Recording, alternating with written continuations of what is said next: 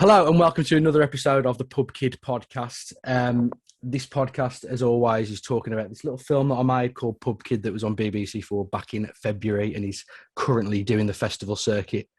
As always, each episode is a member of the crew, and the guest today is a very vital member of the crew. It was the producer, which is strange because I'm kind of like an assistant producer in my daily life now, so it's going to be interesting to see what they say. But yeah, without further ado, this person is producer extraordinaire, filmmaker, extremely good friend, a goth, an emo. Yeah, you can see her laughing now. It's Mollie Bromfield. Hello, Mollie. Hello. How are we? I'm really good, thank you. What How did are you you? say? This is weird. I know. Yeah, just before this call, we were like, "Yeah, it's just gonna be really casual and it's Really just like, chill, not weird, and not professional. I promise it will. I promise it will." Yes. So Mollie was obviously the producer on Pub Kid and was kind of there from like one of the very original like set in stone crew members. I'd say. Would you agree? Yeah, I remember. I think it was when you first got the script picked up. You sent it to me just for feedback without, being signed on for the film at all. I remember just, giving bits of advice on like casting, and I was like, oh, I've got contacts, blah, blah, blah, blah, from work.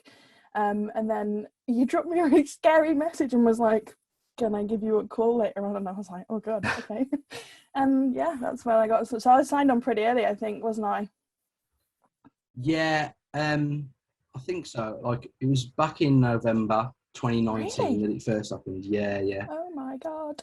And basically, what was your overall role on the film? Like, what kind of things did you do? Because you were like heavily involved in pre-prod, I suppose. Yeah, well, it kind of ended up being a bit of everything really, which is what I think I enjoyed so much about it.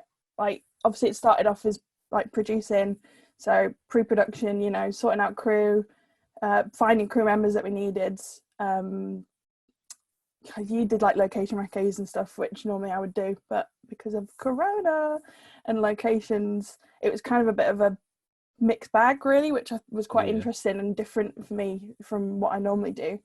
And then on set, I was everything. I was producer, location manager. I think I was Will's art department assistant at one point, which was really fun. It was really good. Amazing. And like, what did you think when I first like approached you to do the project, I suppose? I thought it was really, really cool that you were, still pursuing your own stuff outside of like your professional work. Well, obviously this is professional, but you know what I mean, like your job. Yeah. It's like a lot of people that we went to uni with kind of don't do their own filmmaking anymore. Like, I don't write scripts or have any plans to write scripts or anything. I don't know if anyone else does. So I immediately thought it was really cool that you were doing that and you were kind of keeping, uni people on board with these projects, moving into professionalism and, them being not student films. Yeah.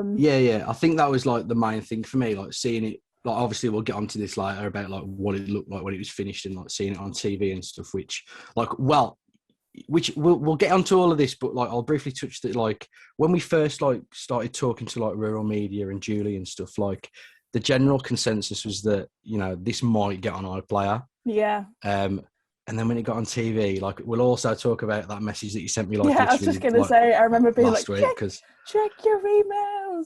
Yeah, insane, man. Like, yeah, we'll get onto that like later on, but yeah, and as well, like like you said, working with uni like friends and making it not look like a uni project was like, I think that was the next step. Like seeing it on the telly and like actually thinking this fits in with something that looks like it could be on the BBC. Definitely.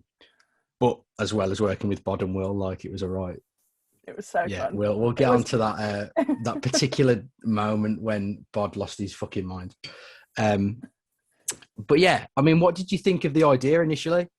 I loved it. I really, really loved the style of the script. I think that's because I could envision what it was going to be straight away. You know how it was kind of like poem style and like monologue-y. I just really loved it. That kind of montagey voiceover, and I could feel, like the mood of, like the really smoky room that we had and the dingy old pub, and even like the smell of the pub. And not that I was a pub kid, but like. I love that when films are like, what was I watching the other day? Have you ever watched The Good Place? No, people keep telling me to watch it though. I've literally just started watching it, and like in the first episode, he's like, "Welcome to The Good Place," and it was like, "Hey," or it's like we're Avengers Assemble. Anyway. But carry on as you were.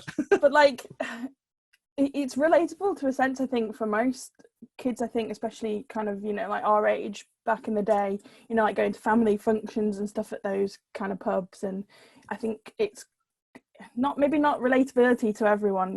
No one had parents that maybe were at the pub every day, but everyone knows that kind of experience of being at the pub, having a little glass of Coke and like some crisps from behind the bar while your parents are just busy chatting away.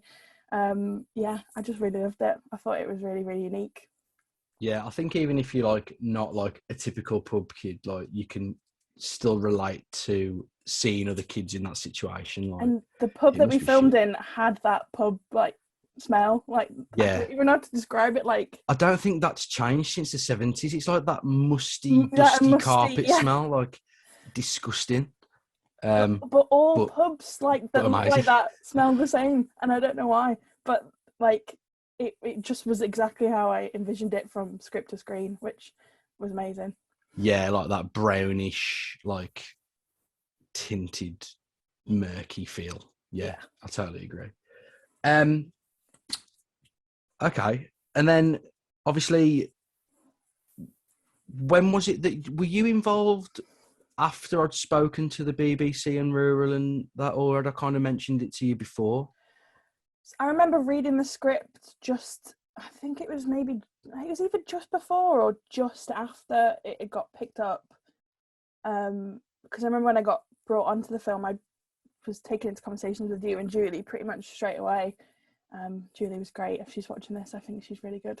Yeah, sorry. For anyone that doesn't know who we're on about, where we keep saying Julie was, I believe, would she? I can't remember. I apologise because I can't remember the exact credit that she would have been on the film, but she was essentially like, I suppose, like an executive producer. Yeah, I think she was executive producer. She was, but she was more than just an executive producer. Like, she was like almost like a project manager in terms of like, or like an account manager, I guess you could say. Yeah, like she was overseeing me and Mollie. We were pulling the strings, but she was kind of like, okay, just make sure that you're doing this and make sure that you're doing that. Yeah, and if there was stuff that we needed from like the BBC or them, it would go through Julie. So like, when I needed to get what's it called when you work with kids? Like a kid's contract. Or I needed to get one of them. She managed to get me one of them. We needed a temperature gun. Like everything from like the bigger things to the small things. If we needed something, it would go through Julie rather than like. Yeah, I think that was the difference working with the BBC, I guess. Yeah. In some respects, I don't like to keep saying that we worked with the BBC. We worked with the BBC. Name drop.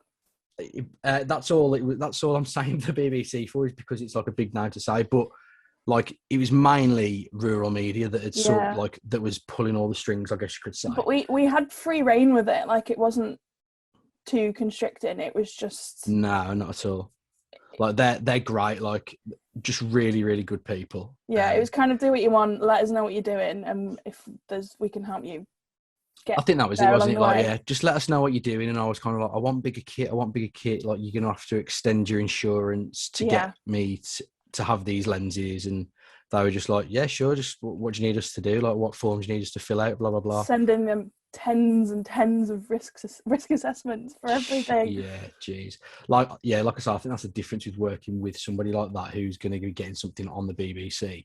Like, it's so technically jargony, I guess you could say. And that's not to say that it wasn't rubbish. Like, it wasn't that at all, but just that extra level of professionalism as opposed to me and you just producing it and going, yeah, let's just get a camera and just go and shoot something. It was like, nah. Yeah. But yeah, shout outs to Julie and Grant. Yeah, and Grant. Grant was great, and David. I mean, we might even speak to him at some point on this podcast. But yeah, yeah. So then that was kind of pre-prod and all the technical stuff. Then I suppose because we were meant to film this in April, right? Or June. It got obviously it got pushed back because of Corona, but I think we were really lucky to film when we did. It was the perfect kind of window to film, considering everything that was going on. I think if it'd been left any later or any earlier, it wouldn't have worked as well as it did. Yeah. Considering like restrictions and especially now with like testing and stuff, especially for me at work for shoots, it gets expensive and like annoying just for more than 1 day shoots. So I think it was kind of, it worked out perfectly in the end, really. Yeah, no, I agree. So yeah, we mentioned, like she mentioned, we shot this in August in the end, and it was weird. Like it was weird shooting it through Corona and all these fucking restrictions and that, but obviously it ended up being a really good shoot and like a really good film, I guess. So yeah, let's kind of like think about I suppose I want to talk to you about being a producer more than anything, like the ins and outs of like, we'll skim over like, risk assessments and all that boring shit. That is exactly why I needed a producer, because that's not the kind of producing that I want to be doing. Like, I want to be like, yeah, I'll find the actor, I'll do that part, and I'll get the location. You do all the contracts, like you do the boring crap and the call sheet. But like, yeah, if you weren't there, like, yeah, obviously there wouldn't have been a film, really. You know what I mean? Like, no one would have been able to do anything. But there were things in your area, I suppose, which were fun, like, looking at the budget. And I think the main thing I want to talk about was like crewing people. Yeah. And what that kind of conversation between me and you looked like in terms of who we're going to crew and being able to pick and choose who we were going to crew, and ended up crewing like our two of the best mates. Yeah, well, you had your heart really set on Dan, which I thought was really good at steering the direction of things, because obviously Dan knew people that he liked working with, and we had people that we knew we wanted to work with, and I think everyone came together really well on that.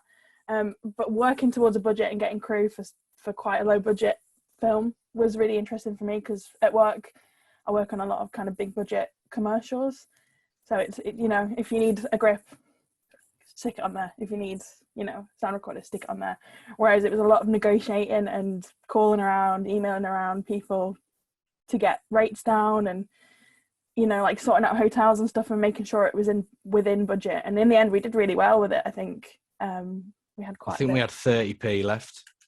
Yes, profit. We spent £4,990, £99 and 70p, genuinely. Like, stick it on red. Yeah, exactly. And yeah, £5,000 budget. I was talking to Bod about this, and it's not a lot. Like, it just goes like that. To your everyday person, I think it sounds like quite a lot of money. If someone said, "Oh, I've been given £5,000," you'd think, "Oh, easy." But I think if you're not in this industry, you don't realise how expensive everything is. I think not to be like, "Oh, we're a film student, we work in film," but when watching films, I don't think people realise, like people don't watch the credits and stuff, how many people work on things. And especially because of Corona, we had to have kind of a limited crew. It should have really been more people, I think, that worked on it, but it still worked out really well, if you know what I mean. Yeah, like we could have definitely done with a better, like a bigger and better, not saying that we could have done with a better crew, like it worked totally fine. Yeah. But I think at times, like, I was like, God, I wish I had a second AC. Yeah. And I wish I had like a grip and a dolly. Yeah, exactly. Yeah, like another runner with Erin and an art assistant. Because Will was stacked, man. Like, that man's work ethic is next level. He's amazing. I'd take this moment to Will. He's amazing. He's so good. Hire him, please. If you're watching this and you need someone, hire him. Yeah, best art. Like, that was his first art directing thing, I believe, because he's always been an art assistant. But I was like, yeah, I've worked with him on a few things where he's been assistant, and he just goes so out of his way to do everything he can to help. and it really shone through, I think, on this. You know, Yeah. I can do that. Oh no, I can do that. You know, we thinking about doing this. I can do that. Like nothing was a challenge for him, which again was another bonus to how. Yeah, he's a bloody grafter, isn't he? And yeah, I suppose just going off from what I just asked, like, I liked how, you know, we'd worked on films together back at university, like me, you, Bod and Will. Yeah. Obviously, we're all best mates. And it'd been weird because we probably hadn't made a film for like, when did we graduate? I was thinking about this last year, 2018, so it's been nearly 3 years. How crazy. And we haven't made a film. Jeez. It's probably longer than that, really. Yeah, because, well, we graduated in the 2018, but we wouldn't have made a film in... Since maybe 2017, because it would have been like the last films of the year would have probably shot end of 2017, maybe beginning of 2018. Yeah, definitely. So it's been a while. That's nuts. I haven't got coronavirus, by the way. Just got a cough. Yeah, so like we hadn't made a film for like nearly 3 years, and then getting on set together, it was like, oh, this is weird because we've been out in the industry for a few years. We're all like a lot more professional and understand the industry a lot more. Like, this isn't a student film anymore, but at the same time, it still felt like we were making a student film, and it gave me hope of like in the future, if like, you know, ever going to make massive films or anything like that, and I'm crewing my mates still. Yeah. I still hope it feels like we're just fucking about at uni. I was thinking about this last night because it was weird because, you know, we worked on stuff at uni, and I think that was, obviously we were all really good friends at uni, and everyone tended to kind of just crew their friends on films at uni. But not to big up our group, but everyone in our group is really, really talented. And I think it's very easy. I mean, it's arguable. Everyone, Bod. But yeah, it was kind of a that's who I didn't want to say. Charity, not casting, crewing. But like switching from pissing about with your mates to turning the professional switch and you know, taking it really seriously. Which I still don't feel like we took it like on the day. Well, I feel no. like we didn't take it serious. Like, it was still like a laugh. Like, we're still mucking about. Apart from Bod was showing at everyone for being too loud. It was a bit scary. Oh, do you know what? I didn't even speak to him about this. So this is Quiet on set, please. Yeah, Guys, and hopefully it's some quiet on set. Everyone was just like, all the extras, because yeah, we all the extras were just like my friends and family. And again, we'll get onto that in a second about what that was kind of like having them there. And I hope we do a podcast like episode with all of them in one Zoom, in one big Zoom. And it'll be like quiet on Zoom. I'll get Bod into shout at everyone. Yeah. But they were just like, they're just the legends, man. But yeah, Bod was just shouting all the time. But like I said, I still don't feel like it was like professional. And then he said something funny on the other podcast. Well, not funny, but like kind of like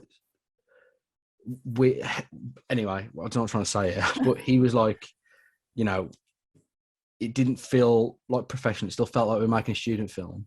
And then that film that we made has got on the telly. Like, yeah. It doesn't seem to, it don't feel real. I think it's because it was so fun to work on as well. Again, like contrast with some of the stuff that I work on at work. It can be quite boring sometimes, just kind of churning stuff out. Whereas this really was like a passion project for everyone. Everyone had, you know, stuff invested in it and wanted to be there, wanted to work on it. Because you know, obviously it was so low budget, and no one was doing it to become like a millionaire or anything really off just that pay packet. It was genuinely like a passion project for everyone. And I think that's why it feels like it's not like a big. I don't know. I feel like, I suppose it doesn't feel like a big deal because it's being on the telly. When I don't know, man. Maybe I'm just too humble, Molly. Maybe I'm just too humble. Humbled. But I don't know. I feel like, I don't feel like it was like, oh my God, he's on the telly. Because it genuinely felt like it was a passion project, and I was like, I'm making this film because I want to make a sick film, and this is just a bonus. But maybe we should take a step back and like go, yo, this film we made got on the telly, man. Like, this is sick. Like, sitting on the BBC iPlayer page, just chilling. Like, it's mad. That's crazy. Yeah, it's a weird one.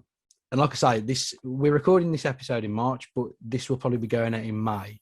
So that's when it'll be in the festival. So who knows, man? Like, hopefully it does something else. And as I keep saying, hopefully someone sees it and goes, yeah, you're decent, mate. Here's like $1 million to go and make another one.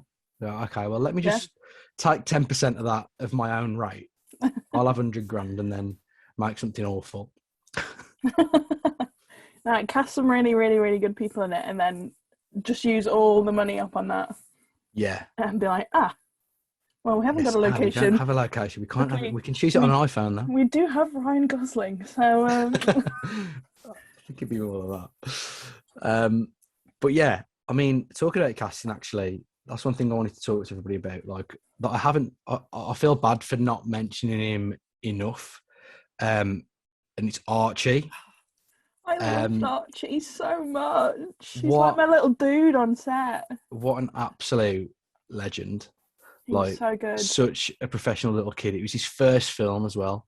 He'd done like a CITV advert where I think he was just screaming. So this was like a big step up for him. And, you know, I've worked with kids before, and I know you've worked with kids, and they can be an absolute nightmare. Like, in one film I worked on, I won't say any names, but it's somebody in our friends group who had a kid in a pub, funny enough. And they were just the littlest shit ever. Like bratty children. Yeah. Really famous. Yeah, it was like that. And I was worried about that, getting Archie on set. I've never met him, so I was like, God, I hope he's like just a nice kid. And he was just like the nicest kid, the most professional kid. His mom was lovely. Like, Heather was amazing. Yeah, as his chaperone. She also got a little cameo in the film as well herself. But he took direction really well. He was really, really like upbeat, positive. You know, even when he was kind of sat around waiting a bit, you know, for his call to set, he was just, you know, like it was kind of boring, I think, for a kid sometimes, just, you know, sitting around waiting. You'd want to be on set doing what you want to do the whole time, but he was so patient. I think that's one thing to really notice in a little kid. So patient, really good at taking direction, and just the happiest little dude ever. You're so cool.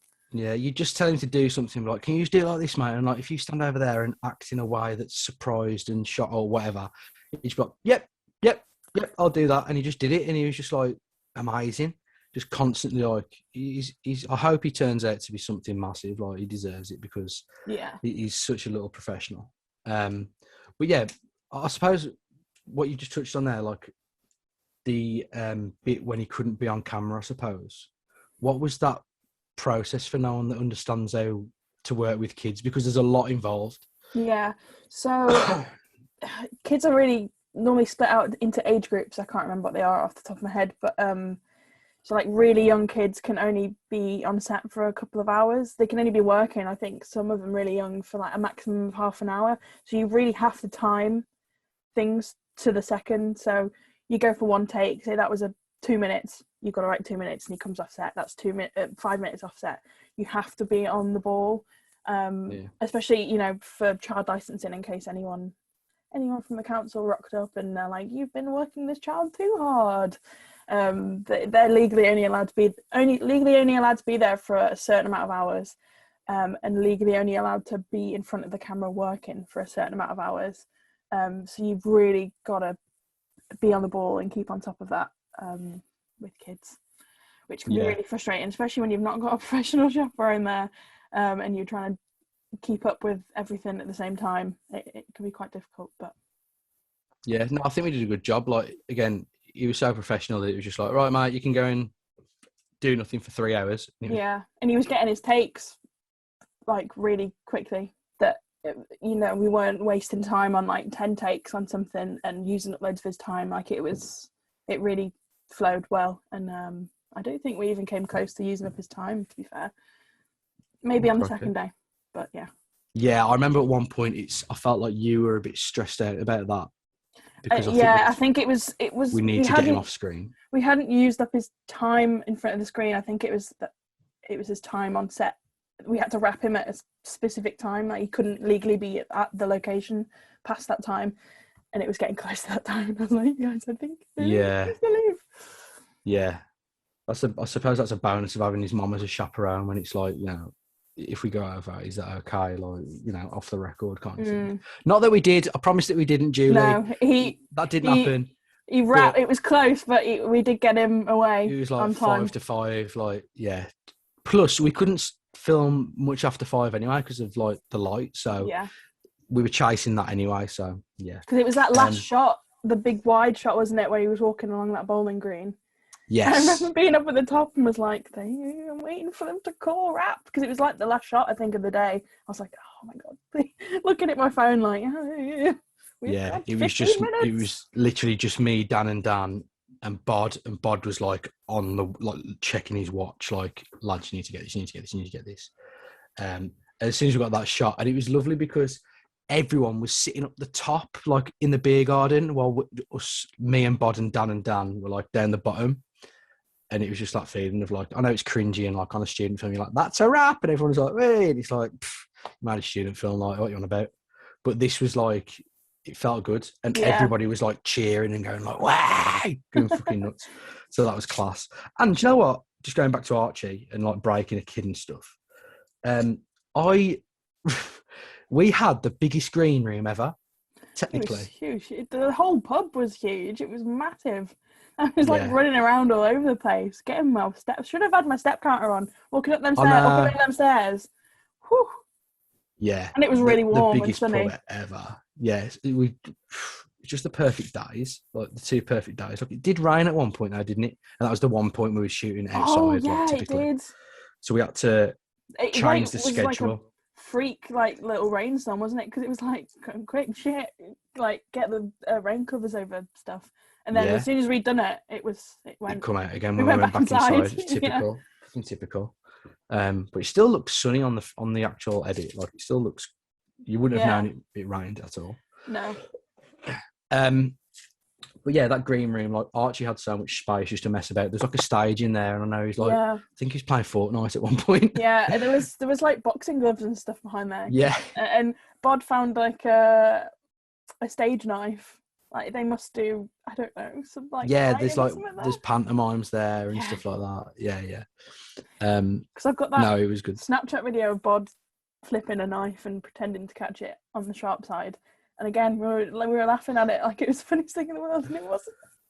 Yeah, this is what we'll get on to now. Like, the deliriousness of working on set and working long hours. Like, I don't think people break enough on set, especially like when you don't. Like, I was like not in the right frame of mind. You were in the zone. You were in the zone. That's what I'm trying to say. Okay, yeah. That's the nicest way of saying it. It's like, you were in the zone, and I was having a fucking mental breakdown. You're in the zone, and me and Bod were pissing about behind the camera while you were stressing out. You're like, yeah. No, it was. I just don't. Do you know what? I don't drink enough water on set. Like, when I'm in the zone, like, I just don't. I don't drink, and I end up being like really dehydrated and delirious. Yeah, especially when you're under like the hot. It was hot anyway, and under those lights, and we couldn't have the windows open for sound. And a lot of people in that room. We were drinking a lot of beer as well, which just did not help the situation. So we were stressed, delirious, like overworked and tired. He's like, let's have a beer. We were in a pub. Yeah, it was when we wrapped on the first day, and we'd been working quite late again, just like off, like just us at your house. And it was like, should we go for a drink while we're all together? Because, why not? Yeah. We need to reschedule the whole thing for tomorrow, like, urgently, because it's like we've shot something out of order. Yeah. Let's get to the pub then instead. It's all right. We're shooting it tomorrow. But I'm glad we still did that, because then when we got back, then it was like, we got back at like 11, and that's when we had to do the schedule. It's good for morale, I think. Otherwise, you're going to be working your full shoot day, like 10-hour shoot day or whatever. Then your hours doing like schedules and stuff, and then going to sleep, waking up, doing the same thing again. It's a good break, I think. Yeah, it was good. And then we got back tomorrow to redo the schedule, and I can't remember what happened. But it wasn't even funny. It is genuinely, I think, the least funny thing I've ever laughed at in my life. But I couldn't stop laughing for 10 minutes. But basically, all he did was type the letter S into a box and print it out. And it just said S in one of the boxes. Fully lost his mind. Because it was just, I remember it was just me and Bod sitting at that table, and I can remember your dad, we were watching Love Actually for some reason as well, which was weird in August. Were we? Yeah, Love Actually was on the TV, because me and Will were also laughing at that bit, I can't remember his name, the actor where he like... Oh, yes, we were. When Andrew Lincoln, yeah. when he, I do what I want. And then he walks out of the room and he's like... walking down the street. That used to be just like an inside joke with me and Will at uni, and it was like it just came on like as if it was just perfect. So we were laughing at that already, and then me and Bod were. It was like past. It must have been like 11:30 at night, so we weren't tired. Oh yeah, we were into the next day, like drinks. early hours of the next day. We were pissed. I can just remember, I think it was your dad and your sister, and maybe Will, just looking at us like, "What is wrong with you? What? I don't even know what they're laughing at." Oh my! I've never seen. Like, you're meant to be making a serious film for the BBC, and you're all drunk and you're messing about. Never seen Bod laugh like that even before. Yeah, poor bloke had lost his mind. Wasn't funny, but it was class. Like, yeah, those 2 days was sick, man. Like, I know I've spoken. Like, Lauren always says, like, for anyone who doesn't know Lauren, that's my girlfriend, and she was on set as an extra. And she was like, those 2 days were like, she was genuinely sad when those 2 days were over. Like, it felt like some kind of holiday. Especially for like the extras and stuff, you know, they all knew each other. So it wasn't like loads of random people sat around it. Like everyone knew each other. There was good morale. There was good vibes on set. Good vibes. Like, instead of it just being like, you know, loads of extras that don't know each other from wherever. Just sitting around really awkwardly, like between takes, they're all genuinely having a laugh and stuff. I think in some of the takes as well, you know, and you just need them chatting and stuff in the background and messing about. It was real. Yeah, because they were actually chatting a load of rubbish half the time. But yeah, so then we shot the film, and then from then I went and edited it. And was there anything that you kind of did producer-wise after the shoot? Not really. I remember you filtering edits through every so often just to have a look through and, you know, to see if I could spot anything that didn't look right or was out. But other than that, it was just invoicing, fun stuff, getting invoices in, chasing up invoices, making sure people are getting paid. And then just, you know, like when we got the email to say that it was going out, you know, letting everyone know. Yeah, that's one thing I wanted to talk about, actually. I don't think I mentioned it to Bod, but what did it feel like? You know, obviously we've made films together in the past, and you were on the Ketchup Conspiracy that I made as a friend because I needed crew, and again, it was just making a film. But this time it was like next level, and it was like, I want you to crew for me, and it was like, oh yeah, I want to crew you because you're a mate, and obviously you know what you're doing with your job. But then it was also like, I can pay you as well. Like, I can pay you like a decent amount of money. Yeah. Like, what was that like? Was that weird? Yeah, I guess I've never considered going freelance before, and I don't think at this stage in life I would at the moment, but it was kind of like getting a taste of I don't know what I'm doing, and I can get paid to do it professionally outside of work. Like, I'm not just stuck Restricted to work. Like, you got a job, you can't not do anything else. Like, you know what I mean? Like, if I wanted to, I could write. I'm not going to, but I could write a script. I think that's what really made me think, is that you can pursue other things outside of work using the experience that I've gained doing that. Yeah, it was a bit surreal. It was mad. Yeah, it was nice. Like, you got the second highest day rate as well. Ballin'. Obviously below yours truly. But I mean, again, I wouldn't have took the day rate if I legally didn't have to. But I think there's some law that I had to take a day rate. But it just felt good paying my mates. Like, it's half the battle. Yeah, doing something you want to do, even happier, and getting paid for it. That's the dream. Yeah, exactly.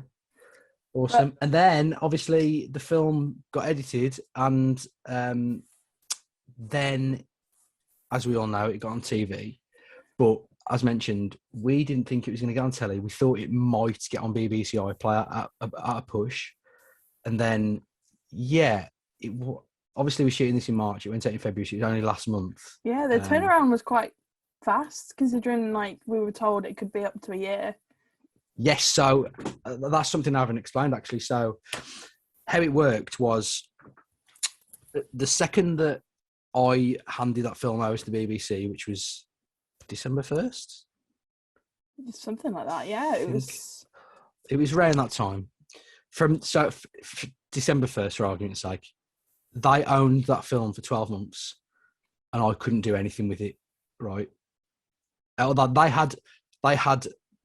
They can do whatever they want with that film for 12 months. And then after that 12 months, if they haven't done anything with it, it's mine. But if they have done something with it, they only own it for 3 months and then it's mine. Yeah. So then, handed it over in December. They did something with it in the February. So it was literally like 2 months. Yeah. And then, May, it went on telly on February 9th. So then May 9th, it's mine. And that's why this podcast is now out, because there's no kind of restrictions about what I can say and stills that I've been able to post now and stuff like that. And the show that it was in really reminded me of like the, what were they called? Like showcases we used to do at uni, where we used to go and sit in the theatre and watch, the selections of people's films from that year. Yeah. And it was kind of similar experience to that, except the quality of these films was so much higher. Pub Kid being the best one. I mean, it fully was. Yeah, it fully was. Yeah, it was. don't mean to humble brag, but obviously, I think if Rona wasn't a thing, like we could have all genuinely sat down and watched it together. But I think like our group chat and stuff, like the feedback and stuff that people were going on in there was really nice. Yeah, I was saying this to Bod as well, and like there was tons and tons of positive feedback. Like it was pretty overwhelming. Like, I didn't expect there to be that many comments of like, this is sick, like this is actually sick. Yeah. Which was really humbling again. But I mean, we'll go on to like how we found out about it was going to be on telly, because that was quite an interesting story, if you want to tell that.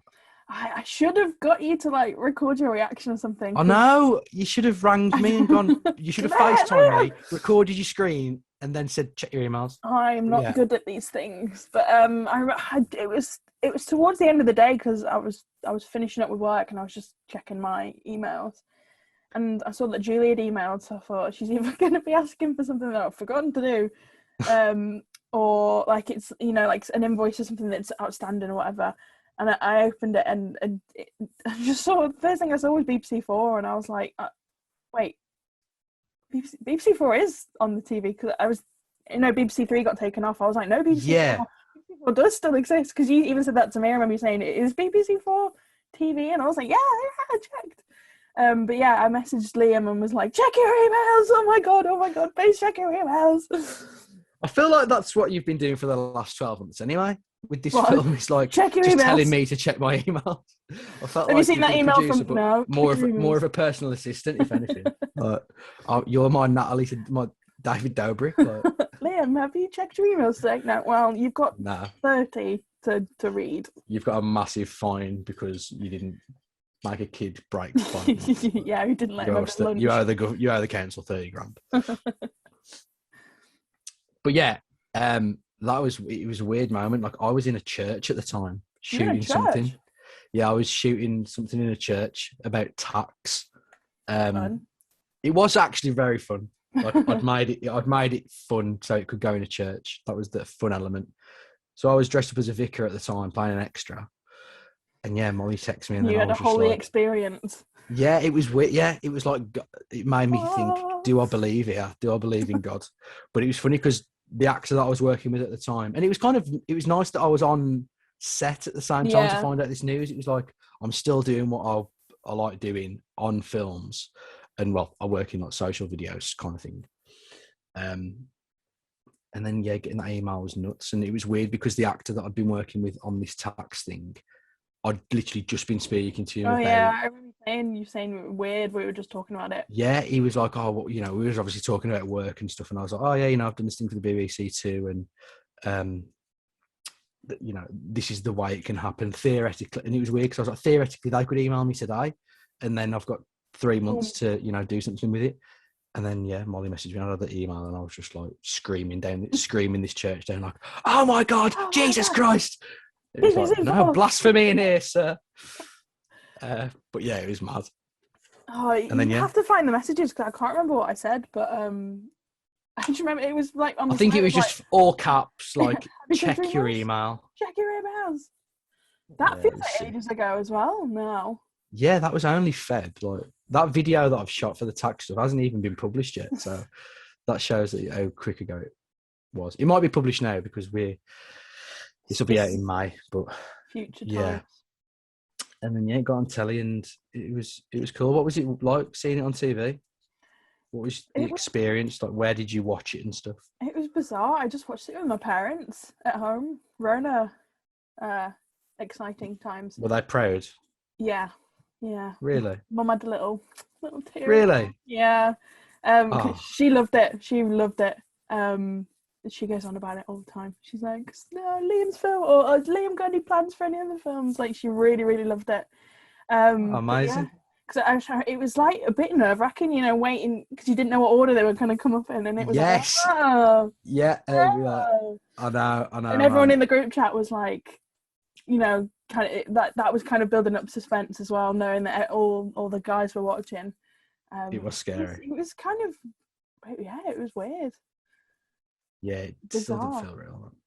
Nuts. Hopefully we can do it again with the next one. Hopefully that gets on telly again. Who knows? BBC3 this time, because BBC3 is coming back. Is it? Yeah. After 6 years apparently, but yeah, start making your way up the BBCs. It's One back day on the you'll TV. be on BBC One. Yeah. BBC. When's that going to happen? I'm not sure. It was announced this week, I think. Ooh, that's very interesting. BBC3's got a comedy vibe about it, and yeah, which is also interesting. Yes. We'll say no more. I mean, I said it on the radio, didn't I? Like, I said it on national radio. So yeah, doing a Christmas comedy film next, or a football hooligan comedy. That's what I want to do too. Comedy either way, but BBC3 would be no more depressing. Perfect for it. Yeah, definitely. Got some links at the BBC now, haven't we? So yeah, we will see. Got contacts. But yeah, I think that's kind of it, really. I thought we'd genuinely speak more about uni and stuff, but I mean, we can. I was going to say, I don't know. Did I say it? I can't remember. I've kind of been not. Yeah, we've been going for 45 minutes. Like. But, really? Oh my god. Yeah. Ketchup Conspiracy and Pub Kid, I think, genuinely the two most fun sets I've worked on.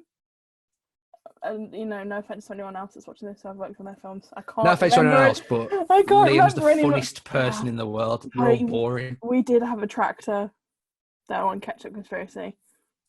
That's true. Tractor with an aux lead. Yeah, and pissing about in the studio with you and other people off the course dressed up in funny costumes. It was funny, and that did really well as well. So I think it's a testament to it doesn't have to be all serious and work.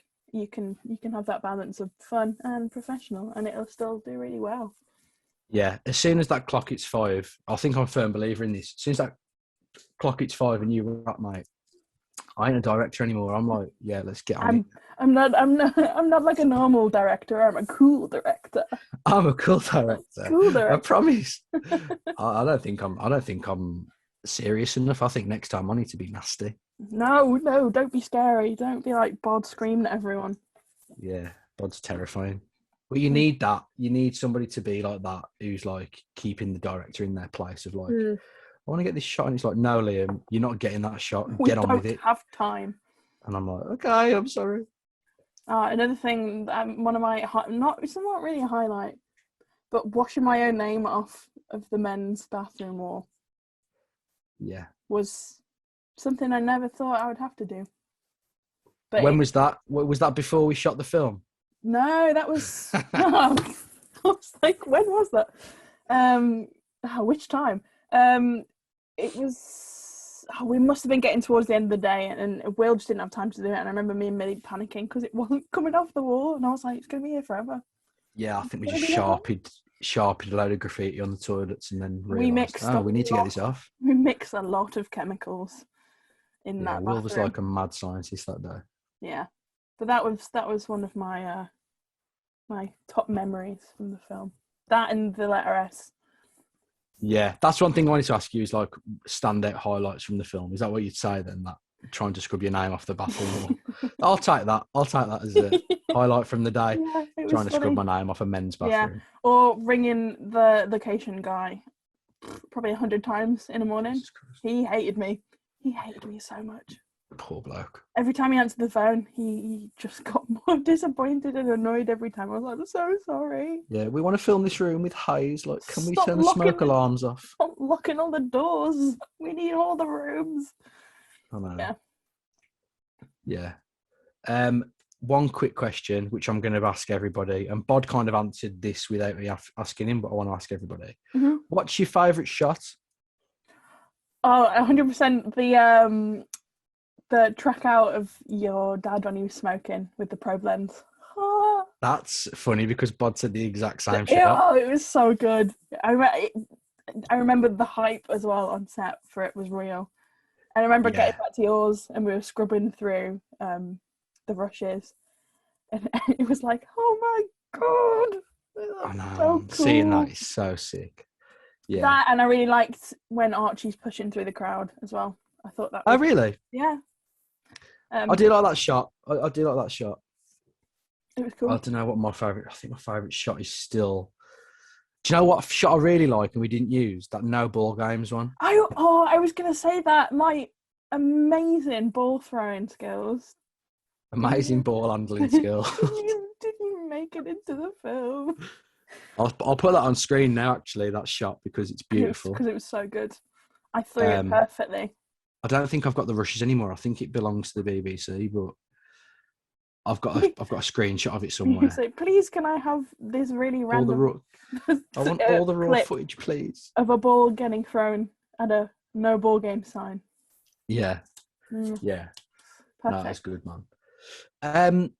Is there anything... I mean, I think that's it, unless you wanted to talk about anything else that you might have thought of.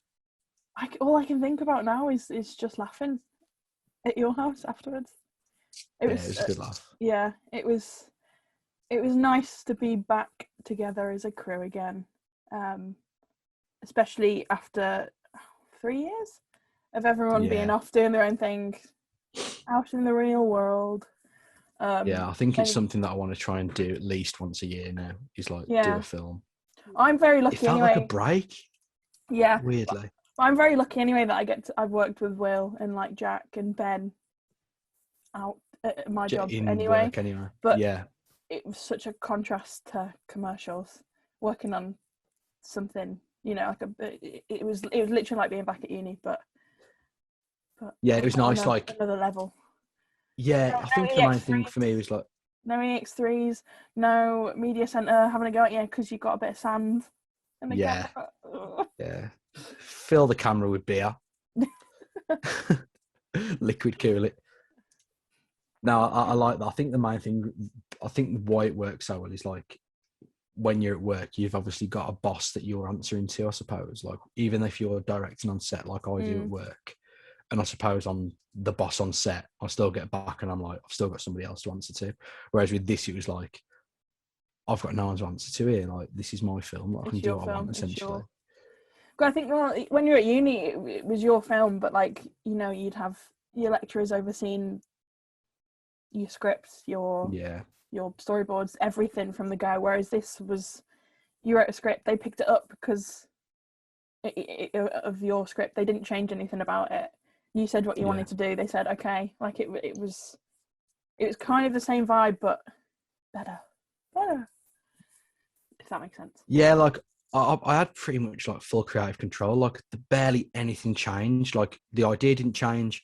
The only thing that changed in the script was like we had to take like brand names out. Like one line was like he sips on a J2O, and now we have to change it to a glass of pop because J2O is a brand. Will's amazing like beer mats. So, is that them? Yeah. Which was your favourite beer one? I'll get one. Is it Little Lick? All right, hang on. Let me focus it. It sounds like a cool cocktail or something. Little Lick. It's very Will. Like 100%. Very Will. And I think that was a nice touch. You Thing know, is, you don't even see him in the film. no, don't even see 'em. which was we know they're there. We know they're there. Exactly. But just like little things like that, how much effort he put into things behind the scenes, and how it gave, even though an audience can't really see that from just at a glance, we knew it was there, and it adds to the personality Realism, of the film. Yeah, 100%. Amazing. Well, thanks for coming on and talking, Molly. We've been going for almost an hour. Oh, is this better than Bods? Please. Yeah, but way better than Bods. I mean, Bods is shit anyway because it was Bod, but yeah. Is there anything that you want to plug or talk about? If people are watching this, the millions of people that are going to watch this podcast, should they follow you? Hundreds of millions. Just follow me on Instagram. I post nice photos of my face. I don't have anything to plug really. I work on films, on commercials for a living. It's not that exciting. Well, it can be exciting, but yeah, nothing personal going on for me at the moment. Just follow my Instagram, just because. Even my Twitter. I'm quite funny, I like to think. It'll be here. Sure. It'll be here. It will be there. It'll be like over my face. There. Yeah, I think it'll be there, right there. Yeah, just anyway. Just give me a follow on Insta. Okay, go and follow her up, everybody. Thanks, Molly. Thanks, Leah. Hopefully, when all this is over, we can get together for another beer and make another film. We are going to go on a pub kid themed pub crawl in the holy land of Stoke-On-Trent. Stoke-On-Trent. Yeah, on that. Kids. On that note, we definitely need to end. On that note, we definitely need to end the call. Speaking about Stoke. Oh. But thanks, everybody. Thanks, Molly. Thanks, guys. See you in the next one. Thanks for having me. Bye. Bye.